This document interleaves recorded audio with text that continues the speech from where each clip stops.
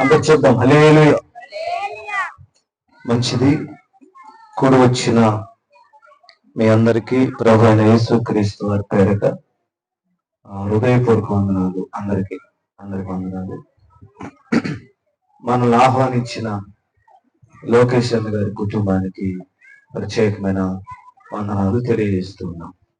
అటు ఇటు తిరగొద్దు, నిశ్శబ్దంగా కొద్ది నిమిషాలు దేవుని మాటలు వినాలని మీకు తెలియజేస్తున్నాను. రండి, మీ దగ్గర ఉన్న బైబిల్ ఓపెన్ చేసి నిర్గమాకాండం 14వ అధ్యాయం. నిర్గమాకాండం 14వ అధ్యాయం 13వ వాక్యాన్ని చదువుకుందాం. అందుకు మోషే, భయపడకుడి, యెహోవా మీకు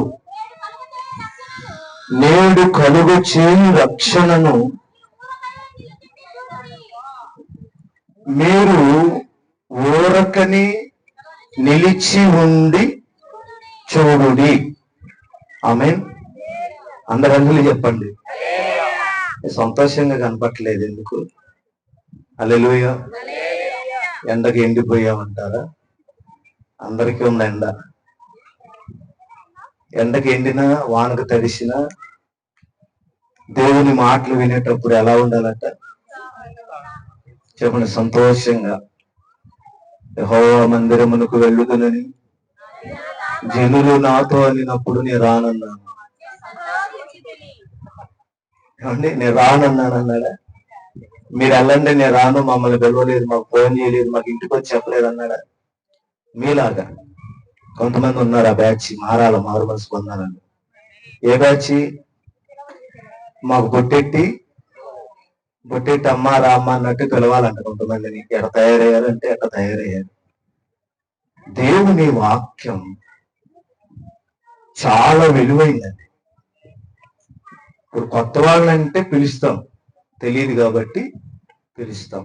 సంఘంలో ఉన్న వాళ్ళు గ్రూప్ లో ఉన్నారు, నిన్నటి నుంచి మొత్తుకున్నాం, వాట్సాప్ లో పెడతా ఉన్నాం. గ్రహించాలా కదా? మళ్ళా ఏమంటారు?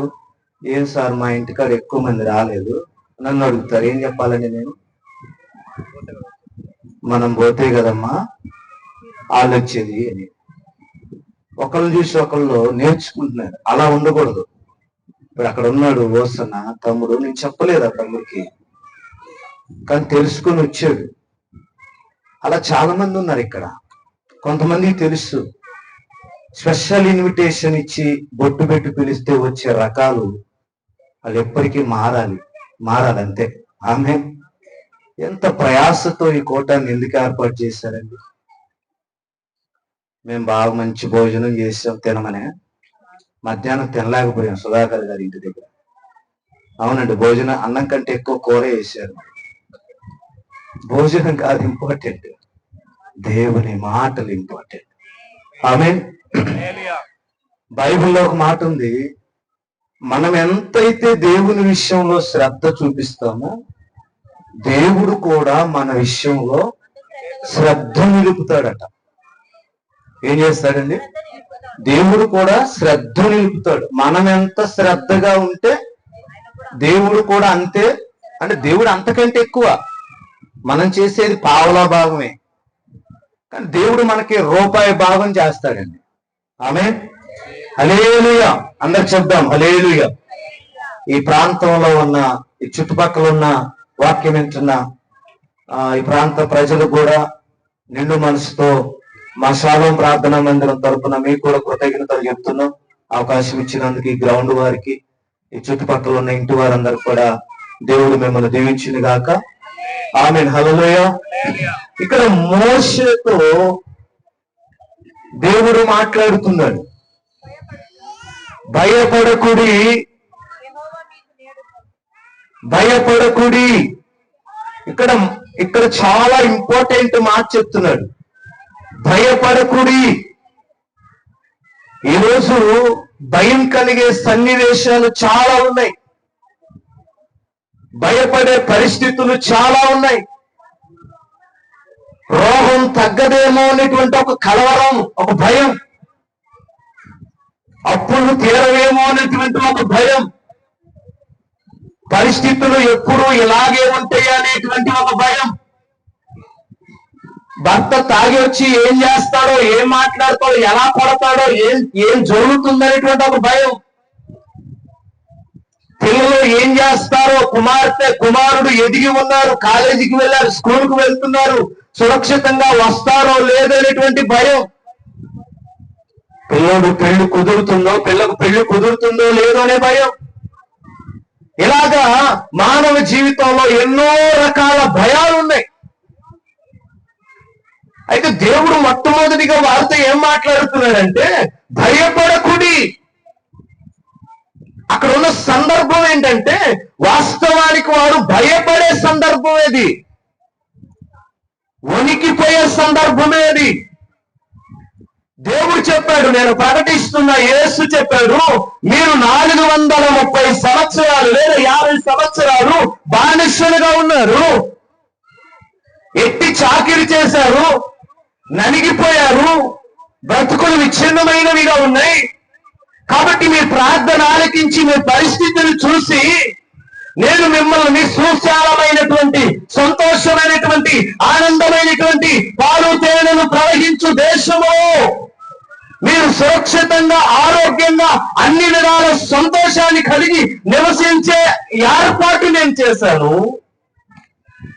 అయితే నా సావుకుడైన ఈ మోషే మాట మీరు వినాలి అని చెప్పాడు వాళ్ళకి దేవుడే చెప్పాడు కదా అని ప్రయాణమే వస్తూ ఉండగా వారికి ఎదురుగా ఏమొచ్చిందంటే ఎర్ర సముద్రం.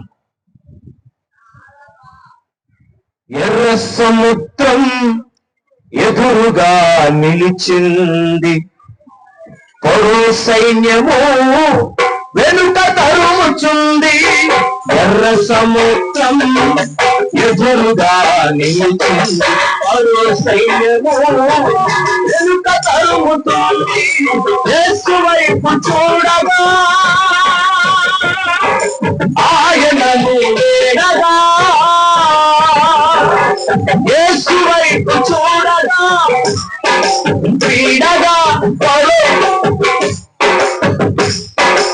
ఎర్ర సముద్రం ఉన్నది, పరో సైన్యము. కానాను యాత్ర, ఇది సీయోను యాత్ర. అరే దేవుడు చెప్పాడు కదా, నేను చూసుకుంటాను, నేను తీసుకెళ్తాను, నేనున్నాను అని చెప్పి దేవుడు మాట ఇచ్చాడు కదా అని వారు ఎంతో సంతోషంగా వెళ్తా ఉన్నారు. వెళ్ళేసరికి ఏం జరిగిందంటే, చెప్పింది ఒకటి, అక్కడ జరిగేది చెప్పండి. దేవుడు చెప్పింది ఒకటి, అక్కడ జరిగేది ఒకటి. ఏం జరుగుతుంది అక్కడ? ఎర్ర సముద్రం దగ్గర ఆగిపోయారు.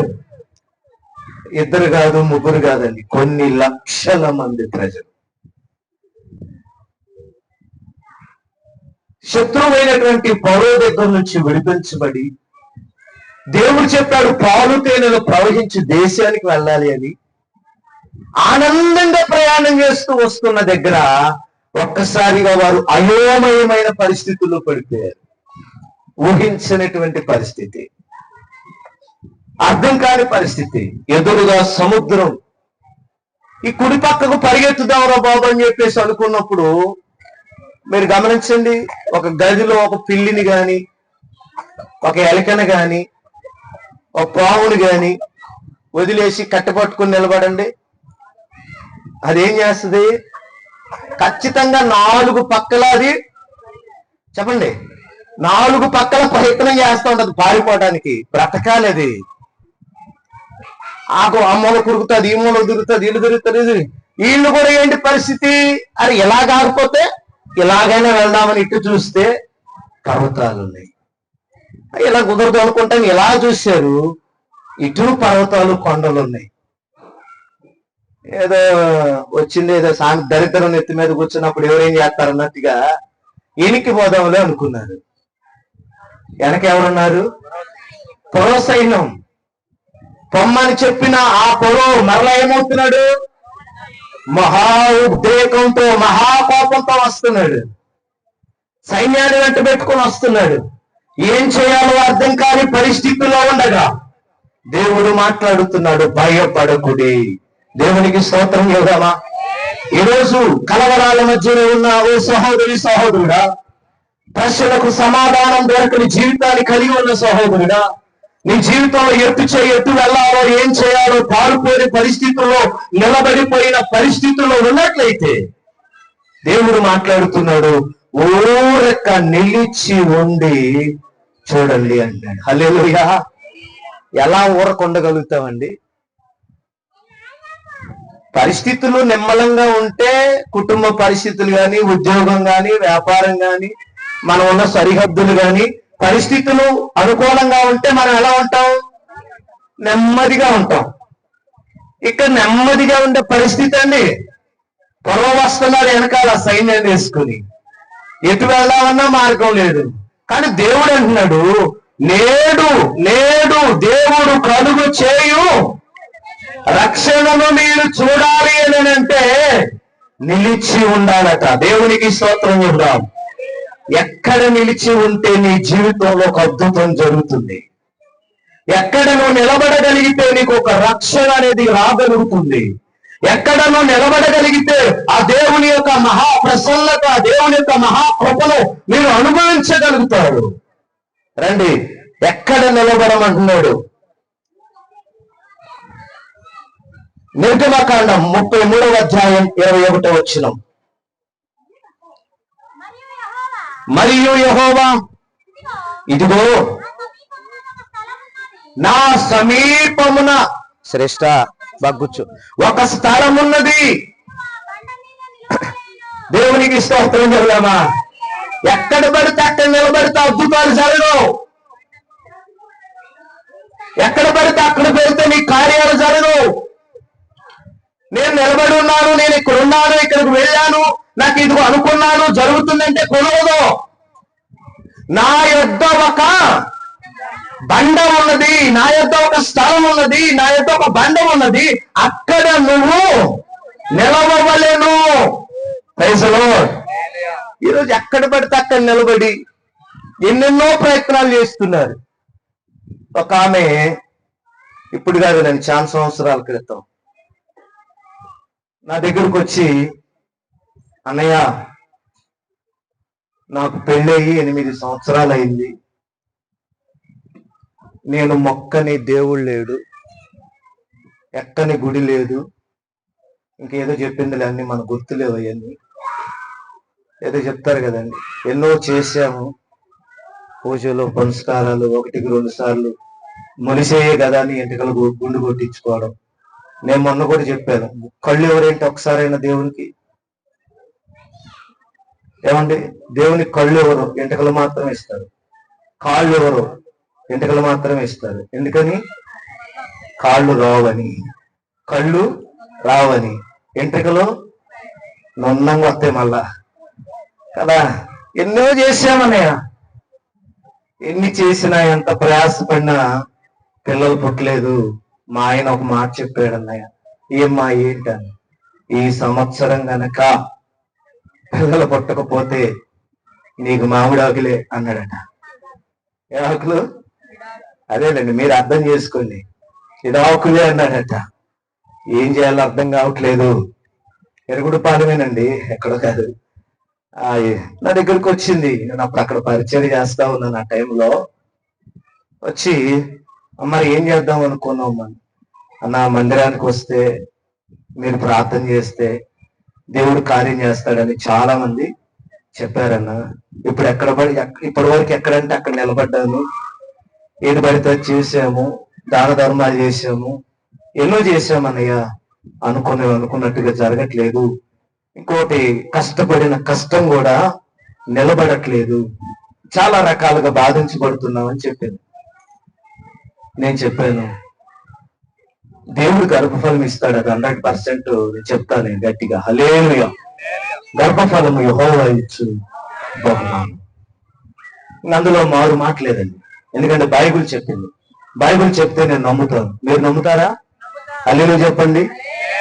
ఒక ఆయన భగత్ సింగ్ గారి దగ్గరికి వెళ్ళి మాట్లాడతా ఏమండి భగత్ సింగ్ గారు, చేప మనిషిని మింగి ఏమి చేయకుండా 3 రోజులు ఎలా ఉంచిందండి అని అడిగాడట ఒక ఆయన, నా బోటి ఆయన.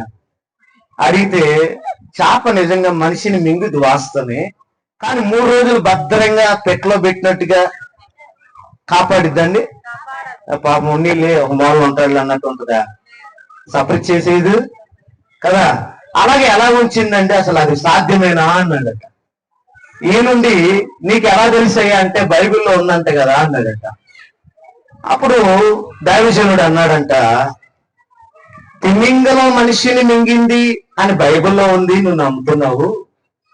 మనిషి తిమింగలాన్ని మింగాడని బైబిల్లో ఉంటే నేను నమ్ముతానన్నాడట. హల్లెలూయా, దేవుని స్తోత్రం చెప్పండి. ధనవంతుడు పరలోక రాజ్యంలో ప్రవేశించుట అసంభవం. దాని ముందు లైన్ అంటాడు, ఒంటె సూది బెజ్జములో దూరుట సులభమే గాని ధనవంతుడు పరలోకములో ప్రవేశించుట దుర్లభము, అసాధ్యం. ఎందుకంటే బైబిల్లో ఉంది కాబట్టి మనం నమ్మాలి. అమ్మ, దేవుడు నిన్ను దర్శిస్తాడు. అయితే నువ్వు విశ్వాసంతో రావాలి. అంతకు ముందు ఎక్కడ పెడితే అక్కడ, ఎలా పెడితే అలాగే నువ్వు తిరిగినట్టు ఇక్కడ తిరిగితే కుదరదు. నీ మనస్సు మార్చుకొని, జీవితం మార్చుకొని, బ్రతుకును మార్చుకొని, యేసు ప్రభువా నాకు సహాయం చేయమని నువ్వు యేసు ప్రభు దగ్గరికి రాగలిగితే నా దేవుడు ఖచ్చితంగా అద్భుతం చేస్తాడు. ఇదే మాట చెప్పాను. ఇప్పుడు వాళ్ళకి 3 పిల్లలు. గట్టిగా చెప్పగలరు. ఎడాకులు పెటాకులు గిటాకులు ఏం లేవు. Praise Lord. నమ్మాలి. నమ్ముట నీ వలనైతే ఆమె కన్సీవ్ అయిన తర్వాత చెప్పింది, అన్నయ్య నేను అంతకు ముందు ఎక్కడ పడితే అక్కడికి వెళ్ళాను, ఎన్నో ప్రయత్నాలు చేశాను, ఎక్కడ పడితే అక్కడ నిలబడ్డాను, నాకు అద్భుతం జరగలేదు. యేసు ప్రభు దగ్గర నేను నిలబడ్డాను. దేవుడు అంటాడు, నా యొక్క ఒక స్థలం ఉన్నది, నా యొక్క ఒక బండ ఉన్నది, దాని మీద నువ్వు నిలవాలి. దేవునికి స్తోత్రం. అది ఏ బండి అండి? చదువుతారా ఆ మాట? కొరింథీయులకు రాసిన పత్రిక, మొదటి పత్రిక. అపొస్తలుడైన పౌలు కొరింథీయులకు రాసిన మొదటి పత్రిక 10వ అధ్యాయం 4వ వచనం, 5వ వచనం.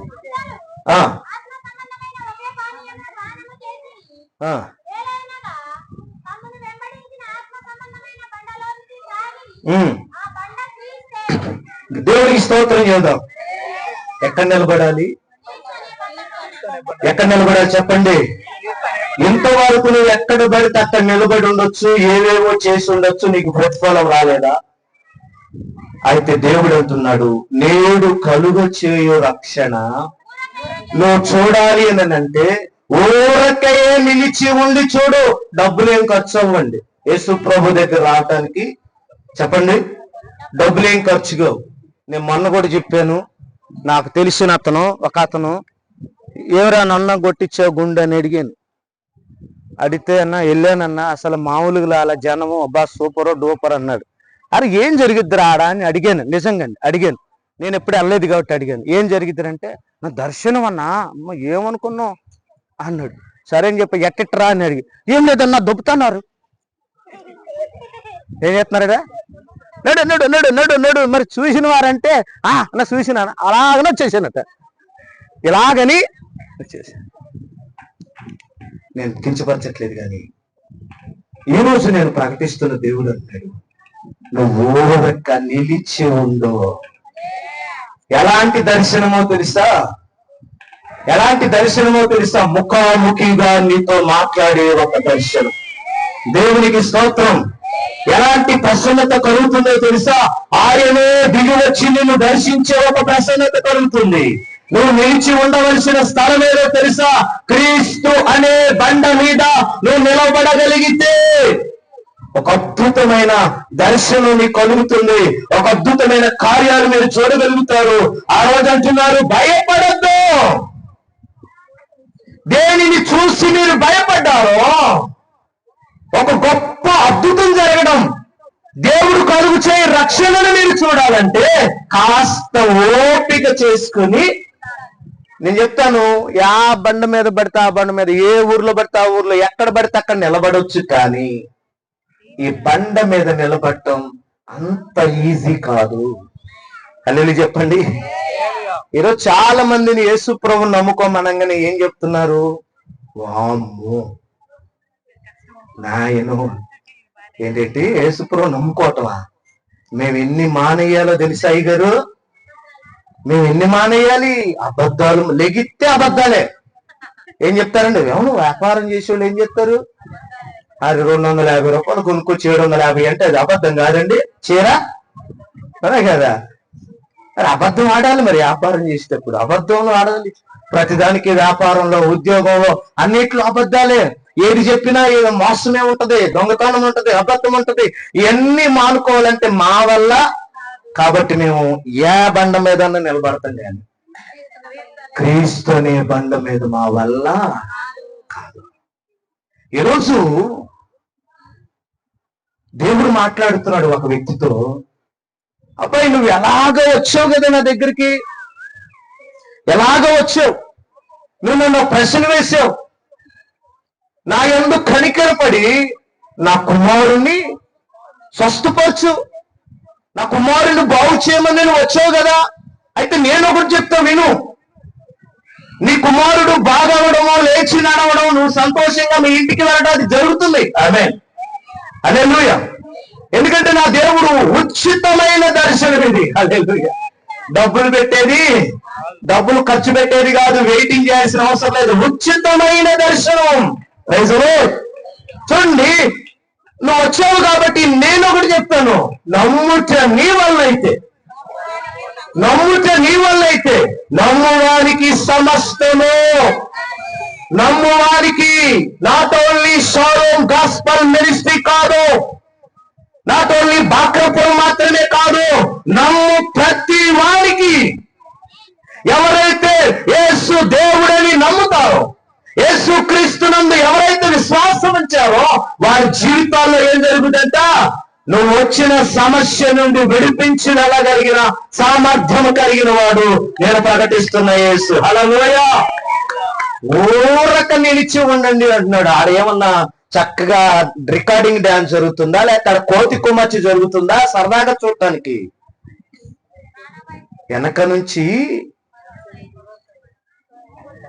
వెనక నుంచి ఎన్నో పరో సైన్యం. సౌండ్ తగ్గిస్తుంది సార్.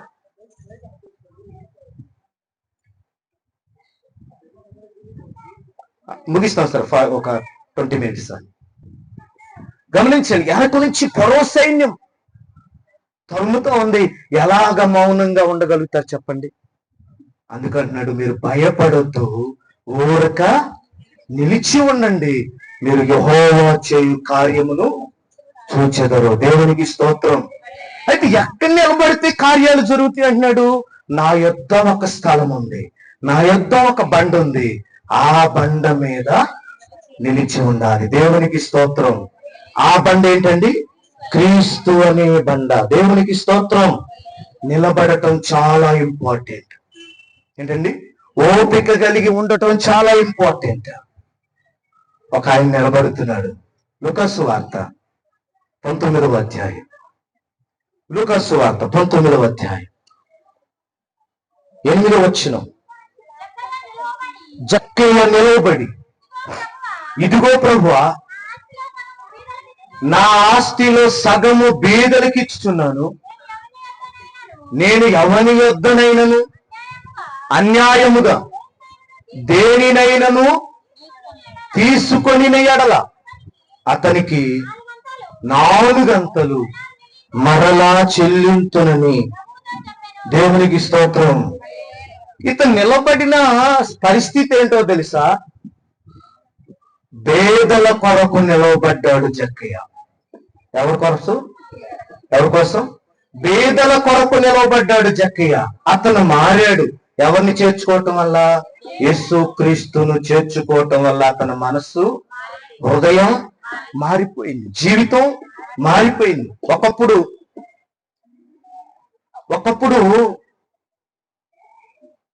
సుంకమును వసూలు చేసేవాడు. అబద్ధం చెప్పేవాడు, రూపాయికి 2 రూపాయలు వసూలు చేసేవాడు. ఎప్పుడైతే ప్రభు అతను దర్శించాడో, అతను ఎప్పుడైతే ప్రభు ఉన్న సమీపానికి వచ్చాడో, ప్రభు అన్నాడు, జక్కయ్య నువ్వు త్వరగా దిగిరా, నేడు నేను నీ ఇంట ఉండవలసి ఉన్నది. హల్లెలూయా. ఈ సంగతి జక్కయ్యకి తెలియదు. ఏ సంగతి?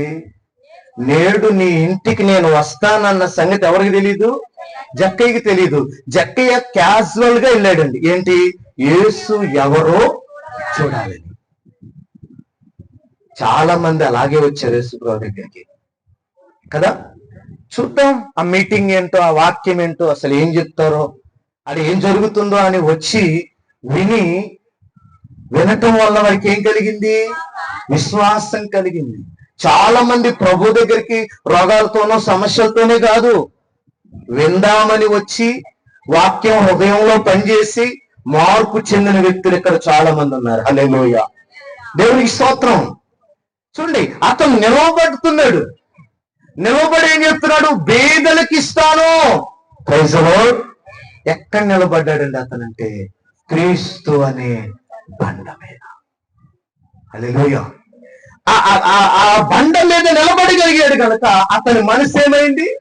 అతని ఆలోచన ఏమైంది? అతని ఉద్దేశాలు ఏమైంది?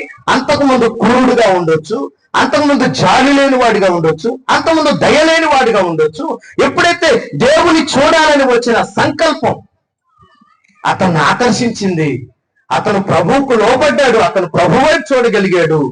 యేసయ్య తన ఇంట్లో అడుగు పెట్టిన మరుక్షణము నిలబడి మాట్లాడుతున్నాడు, అయ్యా ఇక నుంచి నేను నా బ్రతుకుని మార్చుకుంటున్నా, నా జీవితాన్ని మార్చుకుంటున్నాను. అంతకుముందు చెప్పగలిగాడా? చెప్పండి, అంతకుముందు చెప్పలేదు. ఎప్పుడైతే యేసు దేవుని ఎదుట నిలబడ్డాడో అక్కడ చెప్తున్నాడు, నేను పేదలకు ఇచ్చుచున్నాను. ఈరోజు ప్రియమైన దేవుని బిడ్డలారా, పరిస్థితుల మధ్యలో నిలబడేవారు కావాలండి. కుటుంబం పడిపోతున్నప్పుడు నిలబెట్టేవారు కావాలి. సంఘం బలహీనం అవుతున్నప్పుడు నిలబడేవారు కావాలి. వ్యాపార మధ్యలో మరి ఇబ్బందికరమైన పరిస్థితులు ఉన్నప్పుడు నిలబడేవారు కావాలి. నీ కుటుంబంలో సహోదరుడు సహోదరినో లేదా భర్త భార్యో మరి కృంగిపోతున్నప్పుడు బలహీనం అవుతున్నప్పుడు ధైర్యపరిచే వాళ్ళు కావాలి. ఈరోజు ప్రైజులో నిలబడాలి, పరిస్థితుల మధ్యలో నిలబడాలి. మరొక మాట చదువుదాం మనం. లూకా సువార్త 13వ అధ్యాయం. లూకా సువార్త 13వ అధ్యాయం 13వ వచనం చదివితే, ఆమె మీద చేతులుంచగానే ఆమె చక్కగా నిలబడి దేవునికి స్తోత్రం చెబుదాం. అంతకుముందు ఈమె ఏ స్థితి అండి? అమ్మ చెప్పండి, అంతకుముందు ఈమె ఏంటి పరిస్థితి? ఈమె ఎందుకు వంగిపోయింది చెప్తారా? ఇప్పుడు ఎవరైనా చెప్తారు. అప్పుడు ఆమె ఎందుకు వంగిపోయిందో వారికి ఎవరికి తెలియదు.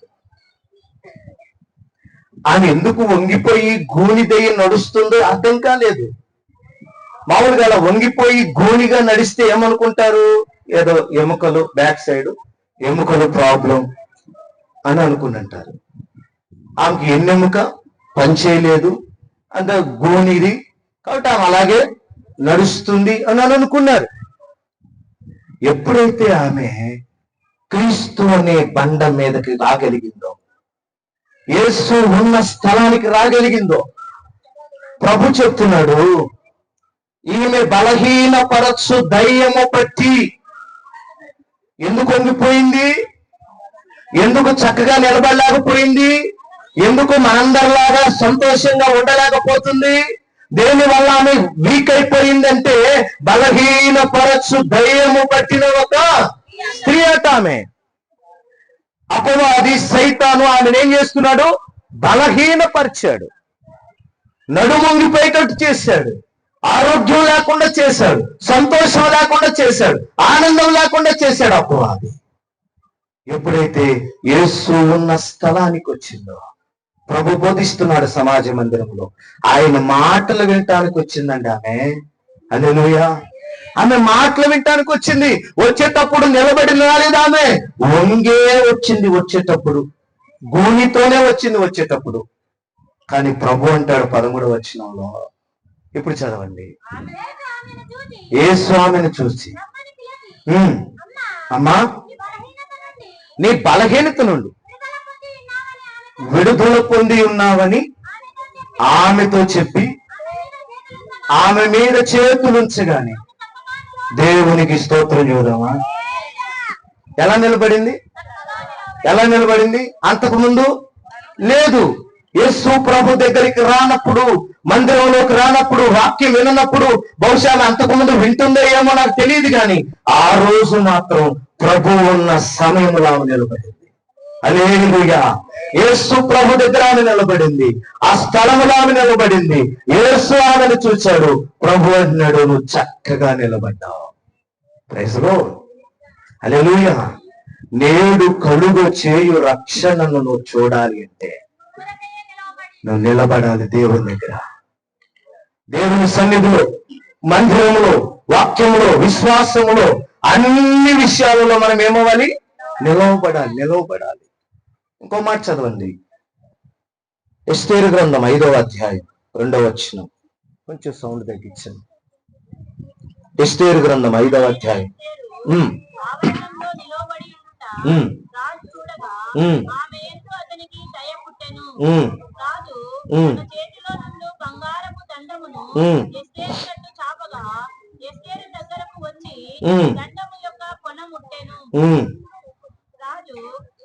చాలండి.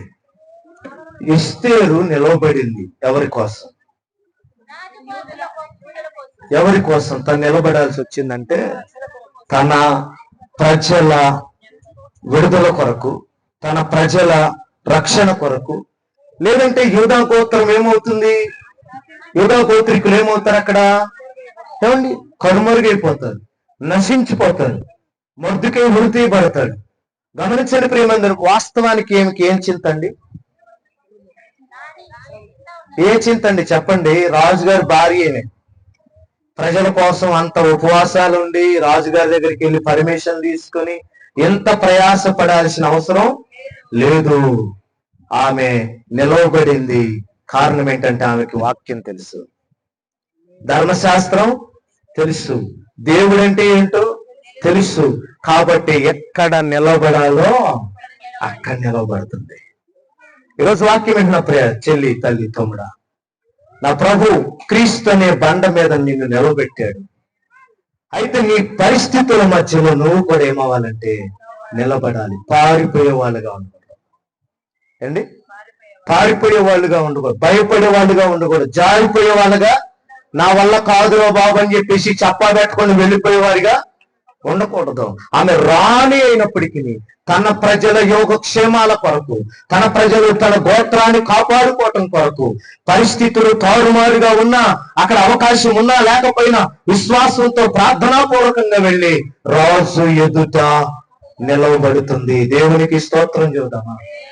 రాజు ఎదుట నిలబడి పరిస్థితులన్నిటినీ, నిజంగా చేజారిపోయిన పరిస్థితి అది, శాసనం రాయబడింది, ముద్ర వేయబడింది, దాన్ని ఎవరు మార్చగలరు? అలాంటి పరిస్థితుల్లో నిలబడుతుందండి ఆమె. దేవునికి స్తోత్రం చూద్దాం. ఈ మనస్సు రావాలి, ఈ ఆలోచన రావాలంటే యేసు క్రీస్తును సొంత రక్షకునిగా అంగీకరించినప్పుడు, యేసు క్రీస్తును దేవుడిగా అంగీకరించినప్పుడు వారికి ఆ మనస్సు కలుగుతుంది, ఆ ధ్యాలి, ఆ దయ కలుగుతుంది. ప్రేమందోని బిడ్డలారా, ఎస్తేరు నిలవబడి తన గోత్రాన్ని కాపాడుకుంది. దేవుని వాక్యం సెలవిస్తుంది, ఇంత గొప్ప రక్షణను నిర్లక్ష్యము చేసిన ఎడల నువ్వు ఎలాగూ తప్పించుకుంటావు. వాక్యం చెప్తుంది నిర్గమాకాండంలో, నేడు దేవుడు కలుగు చేయు రక్షణను ఓరకనే నిలిచి ఉండి చూడండి. యేసు ప్రభు దగ్గరికి విశ్వాసంతో రాగలిగితే ఆయనకు వచ్చి నీ కష్టం, నీ బాధ, నీ సమస్య, ఎనీ ప్రాబ్లం, ఏ విషయంలో బాధించబడుతున్నా ప్రభు దగ్గరికి నువ్వు రాగలిగితే ఈ రాత్రి కులమని, మతమని, జాతని భేదము లేకుండా అందరి కొరకు ప్రాణం పెట్టిన దేవుడు ఆయన, అందరికి రక్షణను ధారాళముగా దయచేయగలిగినటువంటి దేవుడు. ఓరకనే నిలిచి ఉండండి, యెహోవా కలుగు చేయు రక్షణను మీరు చూస్తారు. వారు నిలిచి ఉన్నారు, చూశారు. ఏం చూశారు చెప్పన? ముగింపులో దేనిని చూసి భయపడ్డారు. ఆమె చెప్పండి, ఏ సముద్రాన్ని చూసి భయపడ్డారో అదే సముద్రములో వారు నడుచుకుంటూ వెళ్ళగలిగారు. దేనిని బట్టో తెలుసా? వారి పక్షంగా దేవుడు చేయు కార్యాన్ని బట్టి. ఈ రాత్రి వాక్యం వింటున్న ప్రియ చెల్లి తల్లి, నా దేవుడు నీతో ఉన్నాడు. నువ్వు ఆయనతో ఉండి ఆయన నిలబడవని చెప్పిన స్థలములో నువ్వు నిలబడగలిగితే సూర కార్యాలు నీ జీవితంలో చేస్తాడు దేవుడు. కులాన్ని బట్టి మతాన్ని బట్టి నా దేవుడు పిలవలేదు. ప్రజలందరికీ కలుగుపోవు మహా సంతోషకరమైన శుభవర్తమానం ఏంటో తెలుసా? నేడు రక్షకుడు మీ కొరకు పుట్టింది. ఆ యేసునందు విశ్వాసం ఉంచండి. ఆ గొప్ప కార్యాలు దేవుడు మీ జీవితాలు చేయను గాక. ఆమేన్. హల్లెలూయా. దేవుడి మాటలు దీవించినగా. చిన్న ప్రార్థన చేసుకుందాం. కళ్ళు మూసుకుందాం. కేక్ ప్రిపేర్ చేయండి బ్రదర్. పరిశుద్ధుడు అయిన మా తండ్రి, మీకు వందనాలు, స్తోత్రాలు చెల్లిస్తున్నాం. ప్రభువా, సజీవుడానికి స్తోత్రం. ఇంత గొప్ప రక్షణను నిర్లక్ష్యము చేయొద్దని, రక్షణ కలుగు చేయు దేవుని ఎదుట నిలబడాలని ఇంతవరకు నాయన మీ వాక్యపు వెలుగులో మీరు మాతో మాట్లాడుతూ వచ్చారు. నీ మాటలు విలువైనవి, నీ మాటలు శ్రేష్టమైనవి. అందును బట్టి మేము స్తుతిస్తున్నాం ప్రభా, నీకు స్తోత్రం. ప్రభా, ఈరోజు చాలా మంది నిలబడవలసిన స్థానాల్లో నిలబడలేక